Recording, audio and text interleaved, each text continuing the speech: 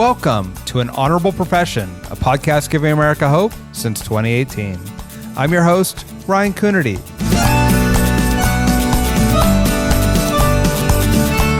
As always, a reminder that An Honorable Profession is a New Deal Leaders podcast. The New Deal is an organization that supports some of the most thoughtful and innovative voices in American politics. I've been a member of New Deal for years, both when I was mayor of Santa Cruz and now on the Board of Supervisors for Santa Cruz County. You can find us at newdealleaders.org or wherever podcasts are found.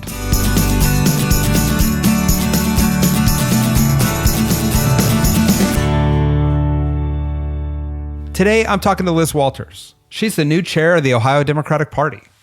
We talk about the opportunities and challenges in that position and what the politics of Ohio mean to the rest of the country. Liz is also in her second term on the Summit County Council and currently serves as the council president. She's a strong progressive voice in a state that is currently run by Republicans.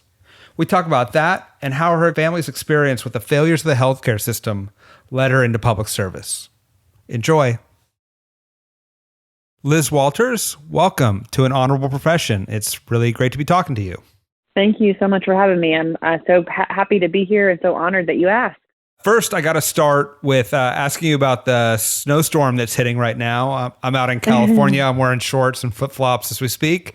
How is your county holding up with this latest round of storms?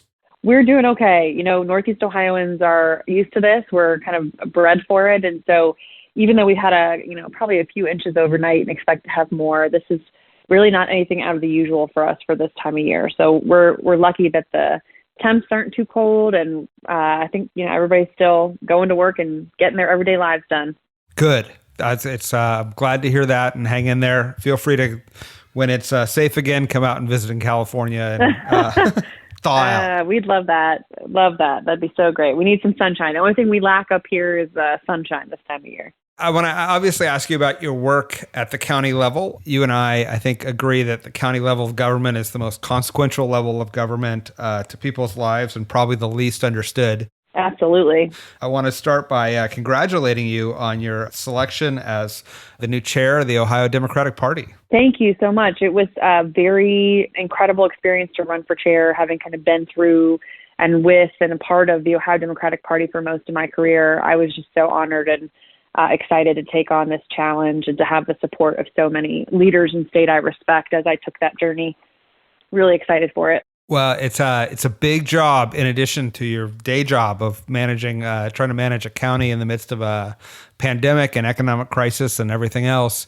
Can you talk a little bit about what your vision is for the party and where you think the challenges and opportunities lie? Yeah, you hit the nail on the head. It is a big job. Ohio Democrats, I think, have gotten a little bit of a bad rap in the last few years because we've had some tough cycles. But I think that the future of Ohio is really an important conversation, not just for Ohioans, but for the rest of the country, right? We are a very diverse state. Winning here involves building a multiracial coalition that stretches across different economic levels. And so I think if we can find that model of how we win in Ohio, you can really win pretty much anywhere in the country. And so our work ahead and what we need to focus on in Ohio, we've had a lot of kind of underrepresented or undersold successes in the last 2 years.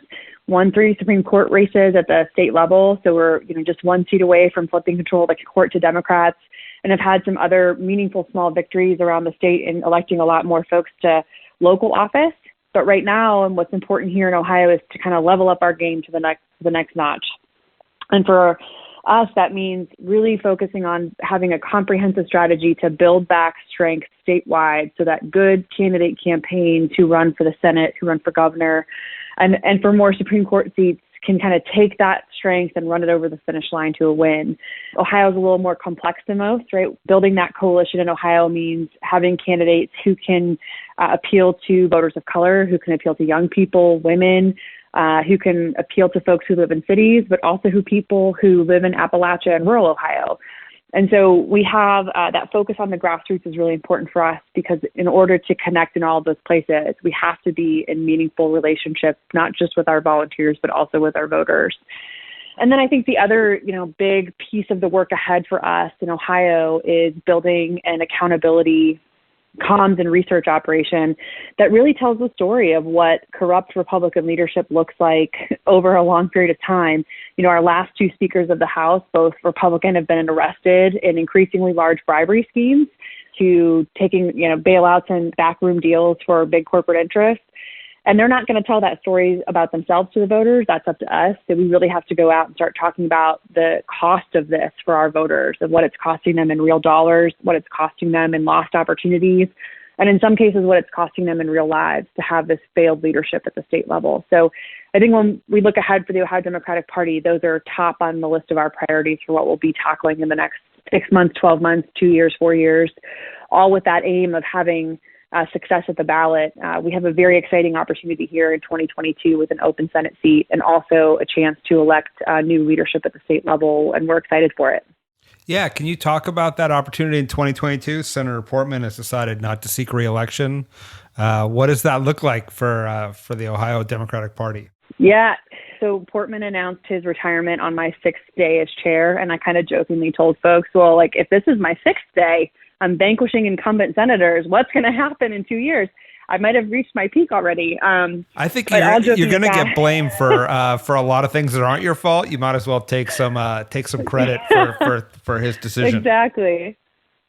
That's what I'm trying to do. But I think, looking ahead in Ohio in 22, I think it's important for all of our friends around the country who remember this version of Ohio where it was the top battleground and there were these intense fights, and a lot of folks have kind of written us off in the last few years. And I just disagree with that. I think most people who live here and work here and want to build their lives here also disagree with that we're not a competitive state anymore. I think we absolutely are. And in 2022, we are going to see that in a different way.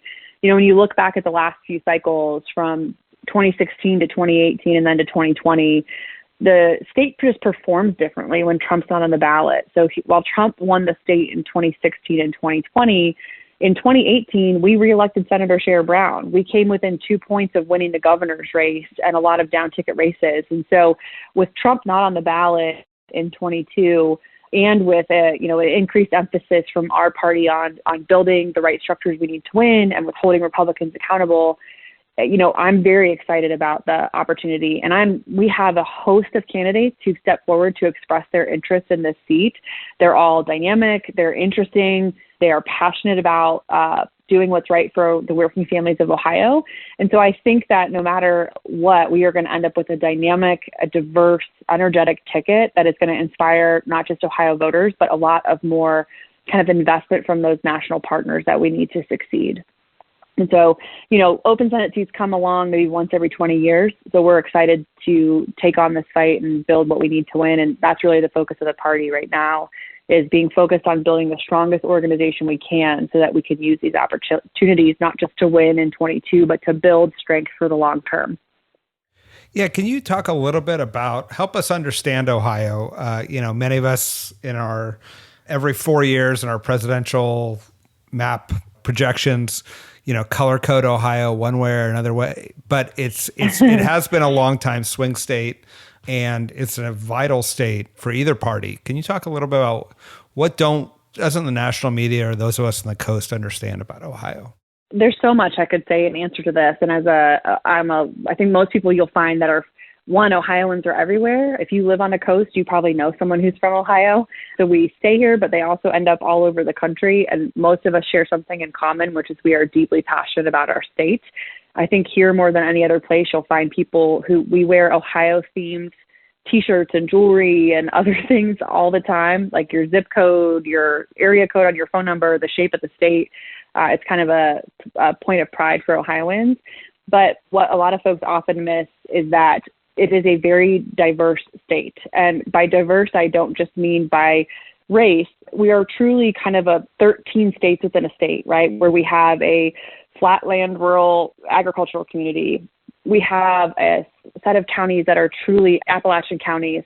We have suburbs, we have cities, big and small. We have huge hubs of industry, education, and technology, but also parts of the state that have really become like national or state-based wilderness recreation areas. So it just really is a greatly diverse place. And it's also, I think, an important part for national folks to understand is we're often kind of boxed into this binary choice of, well, as Democrats or progressives, we either are going to work in communities of color and mobilize voters of color, or we're going to work with young people and mobilize young people, or we're going to work in the suburbs. Insert those choices. But in a place like Ohio, it's all of the above. In order for Democrats to be competitive, we need those compelling stories that really speak to not just our cultural identities or our racial identities, but also the economic realities of the state, right? I think Ohio is a place where we see both the great successes as the country has modernized. You come to Columbus, it's considered one of the largest cities in the country, very fast growing. It's considered a place where Black entrepreneurs or LGBTQ entrepreneurs or women entrepreneurs have high levels of success. So we have all those great assets too. But then you also get out to places like, Youngstown in the Mahoning Valley, where we're still trying to navigate what a life in post-manufacturing America looks like, or how we revive those kind of manufacturing towns that have driven huge parts of our economy for decades as trade and automation and other external factors have pressed down on those workplaces and those markets. So it's a place where there's no single answer, and we have to really have that compelling economic message that speaks to people at all points and that unites people in kind of that multiracial coalition around concepts of economic justice and fairness. And I think that's often something that coastal folks get wrong about Ohio is we come in and think that these races are about, or that campaigns are about something maybe more complex or, more rooted in kind of national narrative. And that's just not the case. We certainly I know a lot of Ohioans through the New Deal and other organizations, and there are these really amazing local leaders all across Ohio doing the most innovative work. Can you talk a little bit about what it's like to have been, part of progressive leadership at the local level under state Republican leadership and the challenges and how you've kept optimistic and engaged during that time? Yes, I think it's a great question. And it kind of goes to your last point too, which is, I'll add one final point, is that I think a lot of national folks look at Ohio and see a red state, but the truth is at the local level, Ohio is dominated by Democratic leadership, right? At the city level, at the county level, it's still a very Democratic state. And particularly in the last, let's say year, living in Ohio and being a local leader during the pandemic has been both inspiring because our local leadership at our city and county level have been incredibly innovative in trying to respond to the needs of our communities as we've all struggled to make sense of both what is happening and how we all get through this. But it's also been deeply frustrating because there were often times where we felt like we didn't have any partners, that we were in it on our own and we're in it alone. Even aid packages from DC or from the state just were clearly structured without anybody in local leadership at the table, or at least without those voices being taken seriously, because some of the red tape or some of the, I think, conceptual frameworks that were used to put those aid packages together were just not really rooted in the reality of local government, or for that matter, rooted in the reality of the needs of working people and what they were struggling through. So that could be very, very frustrating. But, you find hope because, and at least in county government and city government, I just am continually blown away by the public servants who make up our workforce and their ability to be creative, their ability to innovate, their flexibility, their willingness to do what it takes to help the people in their communities. And so I think looking towards our own staff, our own leaders at the county level just continuously gave me, inspiration and helped me stay motivated to keep focused and do the work. I keep thinking about our director of emergency management and some of our staff who were running our response center during those first few months of COVID. And, they put together a schedule so that if one of them went down with COVID, another one would be there to take its place. And they worked it out in a way so no one would burn out. And I remember hearing those discussions and having them walk through all that with us and just being so blown away by the level of folks' commitment and willingness to, do this hard work and put themselves at risk, but also ensure that the people in our community never saw a break in their services or were never affected by anything happening inside county government and coping with illness. So I think that's really what kept me really inspired. Yeah, it's amazing the way, it really started as a sprint and now it's turned into an ultra marathon. Yes, for and the sure. same people are kept at it. Yep. I do. I significantly worry about burnout at the local level. I know you see all the time, everything happening in Congress and at the federal level. And by all means, that is important and hard. But I think a lot about how our kind of everyday public servants in county government they have been working nonstop for the last almost going on a year now at a pace which is really not going to be sustainable, and they need some relief and they need more help. Yeah, I couldn't agree more. I worry it's the untold story, the mental health for our local leaders, and especially for women leaders who get attacked in an entirely different misogynistic way. Yeah. While they're managing multiple crises is, I worry about our colleagues and their ability to continue on and, that their health and happiness as people. Yes, agreed. So let's talk a little bit about your day job of being the at-large seat in the county council in Summit County, which is home to Akron. Can you talk about, you've been in the office since 2016. Can you talk about priorities, your work, what your day is like, what that looks like, even if you can remember back your pre-pandemic life in county government? So county government in Ohio we are kind of an anomaly in Summit County. We are one of only 2 counties in the state that has a executive model or a charter form of government.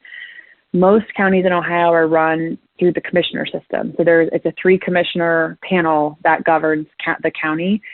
Back in 1979, I believe, Summit County voters decided to change our form of government and move it to an executive and a council model. So county council essentially serves as the legislative body for county government. We have a strong executive model. So the executive, the best I can compare it to for most folks, it's kind of like having a mayor and a city council, but for the county, for the whole county. So we have 8 districts at the county level and then 3 at-large members, of which I'm one.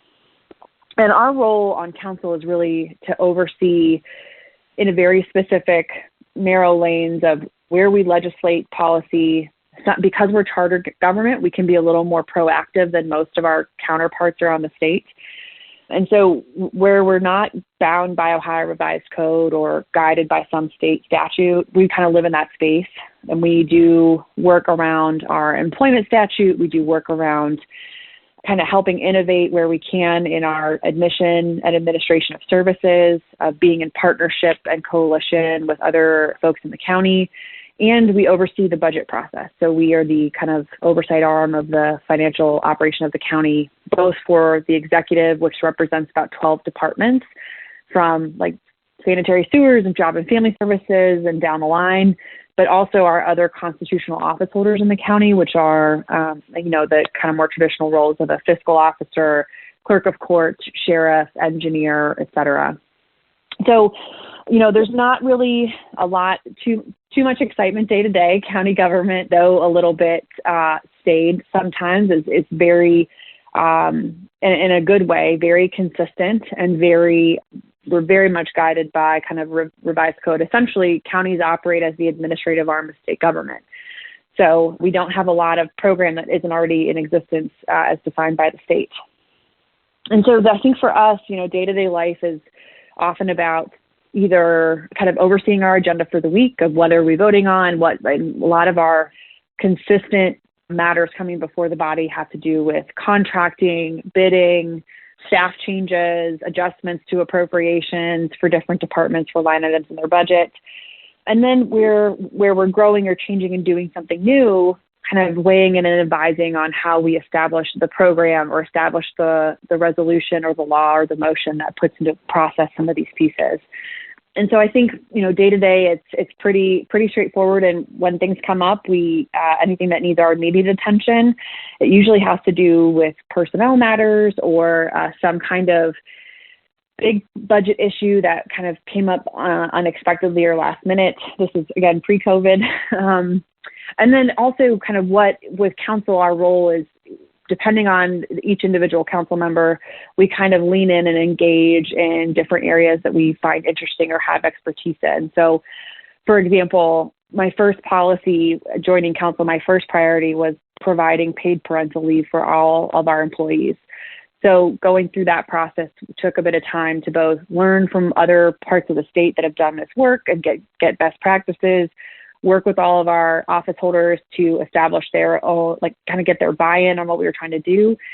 And so it was really a matter of updating our employment code, right? Writing policy to update our employment code. And we passed the bill unanimously, and we are still to this day the only county in the state that provides paid parental leave for all of our employees, which is pretty shocking in 2021.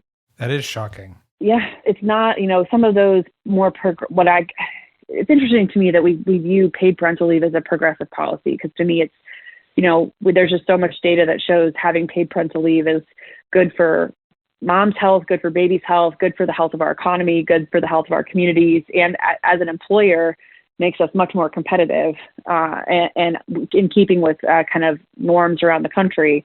But it is just still not considered a norm in far too many places. So, and if nothing else, as we do stuff like this, we can also be a leader for others to show them that this kind of work is possible and it's affordable. It's the right thing to do. It makes us stronger.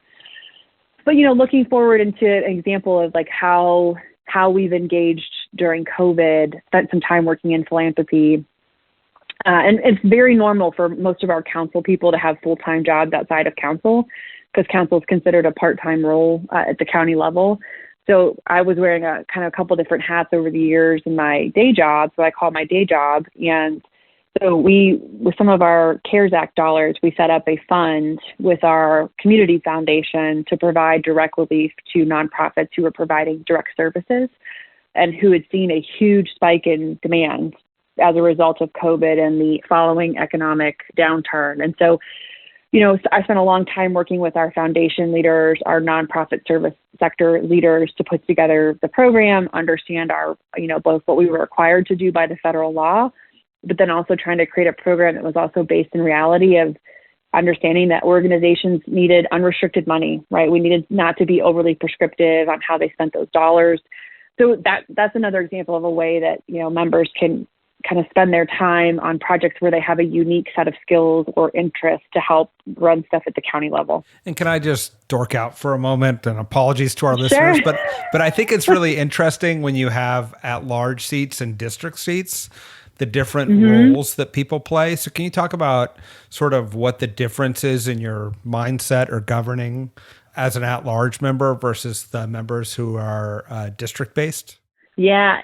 So I think the most interesting piece, this is another kind of insider nerdy government piece, is that as an at-large member, I'd probably get the least amount of constituent calls, because usually people go to their district member first. And so I usually know if I get a call from a constituent, somebody's really messed up somewhere, because somebody has to be really mad to not just hunt down their district member, but then also reach out to me.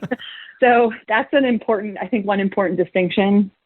But I also think that, district members are, their interest levels in terms of the stuff that they work on at the county level, in the county broadly, and the kind of expertise they bring is usually pretty rooted in the dynamics of their district. So, for example, we have a member in the southern part of our county who has a state park in her district, and it was very focused on, environmental regulation, on reforms we could do to ensure clean water systems. And most of it's because she's lived there. She has that expertise. She's very focused. And that's a big concern for the constituents in our district. And I also share that perspective. So we are able to work together on that space. The difference is I just am not as necessarily keyed into every single local organization in that district that she had been working with or learning from. But I also, I think sometimes there's it works both ways. There's pluses and minuses to. We, as at-large members, we're maybe not as in the minutia of hyper-local issues that pop up in city by city.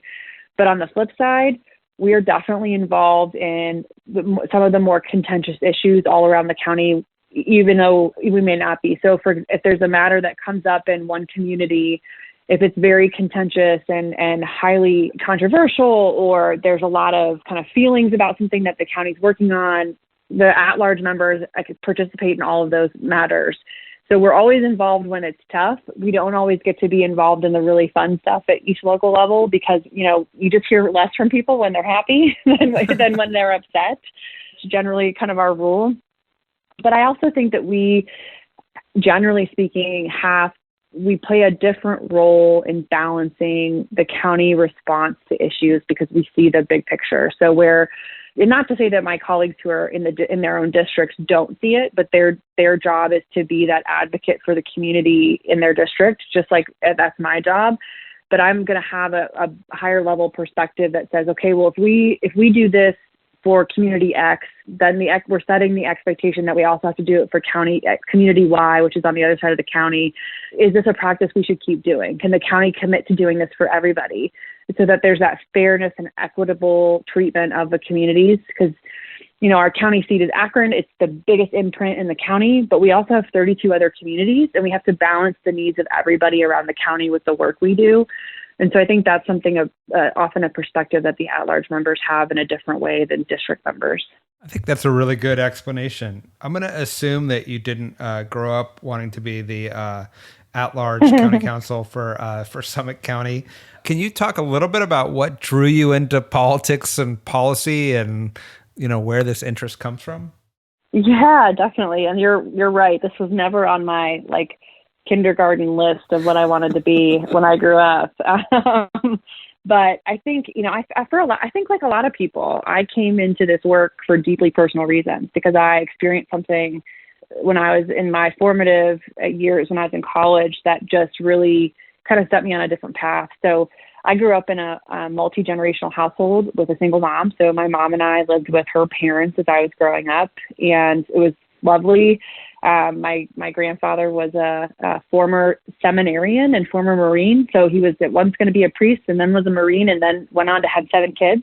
So wow. I had this big, boisterous Irish Catholic family, and my grandma was just the sweetest woman and really was kind of the heart of our family. And so I had the best of both worlds. I had a great mom, but I also had this great relationship with my grandparents, and they were a huge part of my life growing up. And I went away to college. I kind of grew up because I had this multi-generational household. I had, never really wanted for anything. My mom worked hard. She would work nights and weekends to give me a bunch of opportunities I probably otherwise wouldn't have had. And I went on to play college sports. As I went to, like a lot of kids, kind of wanted out of my hometown, and I got out of it through an athletic scholarship and some other, Pell grants and student loans, the way you put those pieces together. And went away to school and had a great experience. And my senior year of college, my grandfather, who had already kind of come through cancer treatment once, he came out of remission and was diagnosed again with cancer. And the reality is, and this is something I did not appreciate until this point in my life, was that my mom did not work in a hospital where she had union representation. She did not have paid family leave. And really quickly, she exhausted her savings, all of her vacation time. And my grandfather, who had been, a veteran, had a good pension from Firestone Tire and Rubber. He quickly fell into the Medicare donut hole, which was much different proposition before the healthcare reforms of about 8 years ago. And so before I knew it, my family was facing this medical bankruptcy. And it was a complete, eye-opening moment for me of just how delicate the economic balance in a family can be when you're working paycheck to paycheck, or you don't have those really important protections in the workplace or good policy, good practice about how we take care of people while they're dying.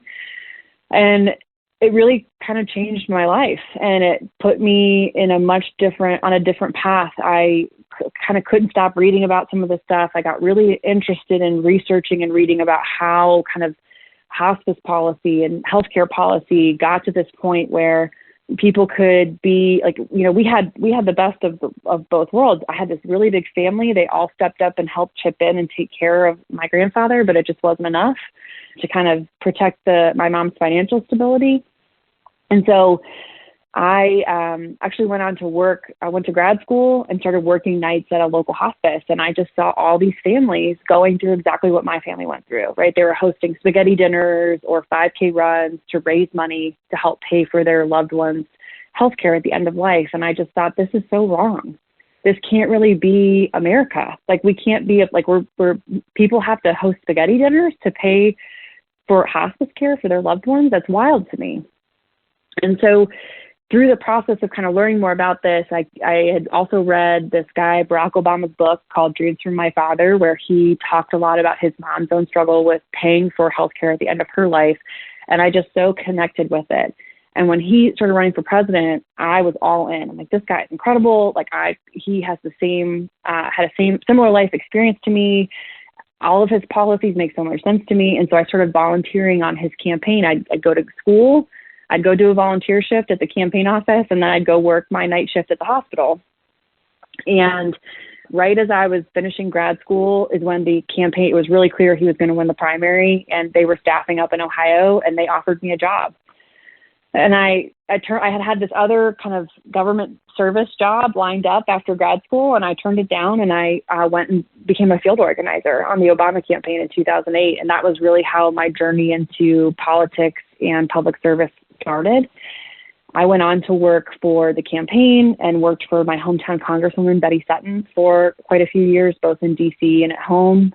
Worked for organized labor for a while, and actually worked for the state party for a couple of years too. And then in 2015, I just needed to make a change. And my mom, who had been ill, so I wanted to come back home to Akron, and came back home. And there had been another story for another time. The city of Akron kind of went through a successive series of changes in the mayor's office, which started off this kind of set of musical chairs and amongst some county office holders. And all of a sudden there was this vacancy on county council, and I had been considering this run for the state senate. And the county executive at the time, who has since passed, who I would count as a dear friend and mentor, a guy named Russ Pry, came to me and said, I think you should not run for the Senate. I think you should drop out of that and come and get appointed to this vacancy on county council. Every member of council is over 60. We need to start caring about the next generation of who's going to help lead the county forward in the future. I think this could be a great spot for you, and I think you could do a lot of good for the citizens of Summit County. And so it's one of those decisions where I knew instantly it was the right decision to make. And with his support, I successfully ran for a special election to that seat. And that was 5 years ago. So that's how I got into county government. It's kind of a long, winding story, but that's really, and I will say to your point, I never really envisioned myself at the county level or really fully understood exactly all the good you can do for people in county government. But, having like young members of our sheriff's department stop me and say, hey, I got to be home with my wife and our kid when they were born, and that was so transformative for our family. Thank you so much for passing that paid parental leave policy. Those are kind of the moments where, the way that life works out makes sense, because there's so much incredible good you can do for people in county government, because it touches the lives of so many people, both from your employees, because counties tend to be pretty large employers, but also all of our residents, and the different ways that we impact their life has been a pretty amazing experience. Wow, what an incredible story, taking that personal pain and really applying it to public policy. Talk through for those who have experienced it, but may not understand sort of why it happened, or those of us who are, likely to experience that, the sort of end of life care, the costs, the impact. What are the policy obstacles that are causing, so many families to suffer at a time when they're already dealing with the hardship of loss? Yeah, I don't know how much time we have on this podcast. I could talk to you a long time about this issue. It's one of my, it's not something I get to work on in county government much, but it's something I'm deeply passionate about. So, and actually it kind of speaks a little bit to why, when this opening for state chair came up and I decided to jump into the race for it. And it was truly because I feel like there's more work to do, and I want to be a part of restoring progressive leadership in my state so we can make meaningful change, and particularly in this area, but among many others. So And I'm actually going to tell you a different story now, was kind of my renewal to organizing in this space so my mom's the oldest of 7 girls. Yes, 7 girls. And I have this incredible, like, family dominated by strong women, and they're all amazing. And I've just been so lucky to have that as like such a centering force in my life. And my mom's middle sister, a woman named Justine, she's the 4th of 7. And she was the only one of my aunts who never had any children of her own. And as a result, she was kind of the super aunt, right? She was involved in all of our lives. She was one of my Girl Scout leaders. She always I would have special nights at her house where all the cousins would get dropped off, and she'd hop us up on sugar and chocolate, and we'd watch movies till 3 a.m. Like, just so much fun. She was so great. And she just was this, very quiet but loving and proud woman. And, she worked in food service most of her life. She worked at fast food restaurants as an employee and eventually as a manager.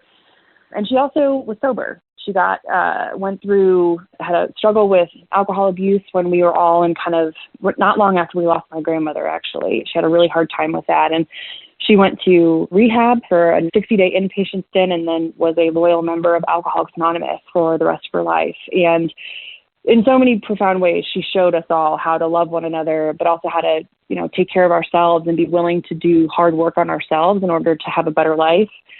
In 2019, we just all noticed she was getting so skinny, and she kept putting off going to the doctor because McDonald's she worked for had gone through an ownership change, and she was in a mandatory waiting period to get back onto her health care. So even though she'd had health care before, when the ownership came in and took over, they rehired everybody as new employees, and she had to go through this mandatory waiting period. And so by the time she finally got in to see a doctor, she was very, very ill, and they diagnosed her with stage 4 esophageal cancer. And we kind of all rallied the troops, came in to help as much as, like, my family is a lot of things. We can be crazy and chaotic and loud, but we're really good in a crisis. Having this many people in your family is such a blessing because there's always someone there to help out.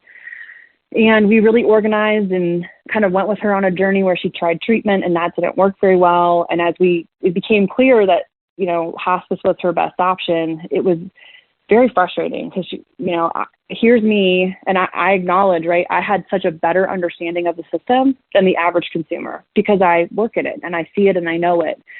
And so I was able to help be her advocate and navigate that system pretty quickly compared to most folks. And all I could think about the entire time we were doing that was, God, what do people without kids do? What do people who don't have, like, this knowledge of, if you need to enroll in Medicaid, here's who you call. To get qualified for Social Security quicker, here's who you call. Like, I just know those systems and been able to tap into, like, the district office of my U.S. Senator. I knew to call them, right? Not everybody knows to call them, and they go on these really difficult journeys as a result.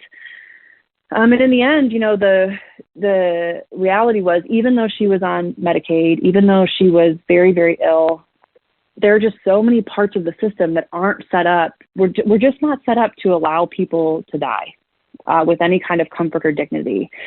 And so, unless you want to enroll your loved one in a Medicaid-funded nursing home where they can get access to hospice services from an outside provider, that's pretty much your only option.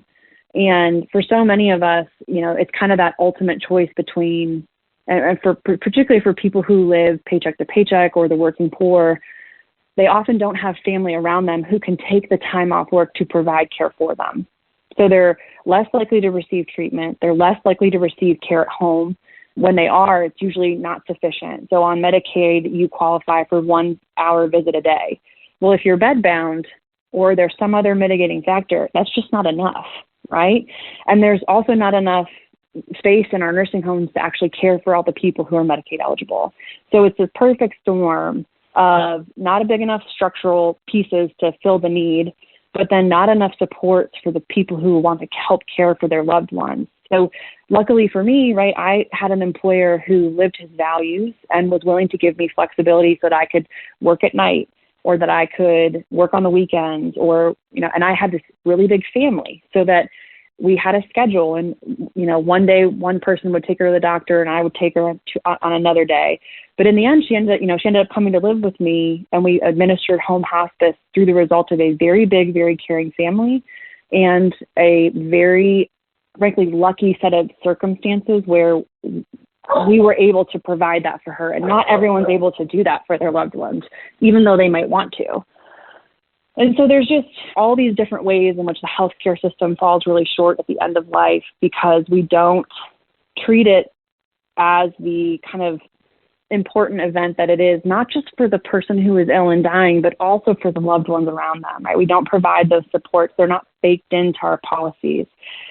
So, and I always think back to this is like, I worked for the Obama campaign. I was so inspired by his messaging, particularly around healthcare.